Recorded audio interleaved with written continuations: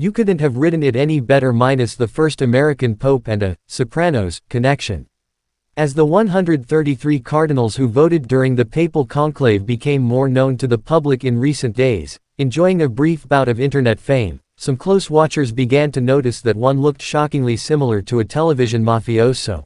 Father Robert Allen Sirico, who was in Rome for the religious vote which ultimately anointed Pope Leo XIV as the next pontiff, is, in fact, the younger brother of Tony Sirico, who played Paulie Walnuts, Galtieri on The Sopranos.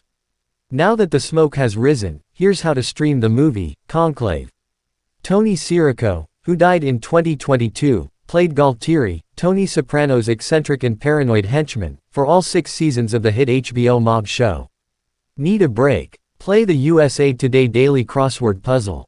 His brother, Robert Sirico, is both a cardinal and a co-founder of the Acton Institute, a conservative religious think tank based out of Michigan. The pair grew up on the edge of the Brooklyn borough, in the Bensonhurst and East Flatbush neighborhoods of New York City. From a family of Italian descent, the brothers took wildly different paths, with Robert Sirico going the route of the faithful and Tony heading first for some run-ins with the law, then to Hollywood. Where I grew up, every guy was trying to prove himself. You either had to have a tattoo or a bullet hole, he told the Los Angeles Times in a 1990 profile. I had both. He was arrested over 25 times before and spent 2 stints in prison before landing his defining role on The Sopranos.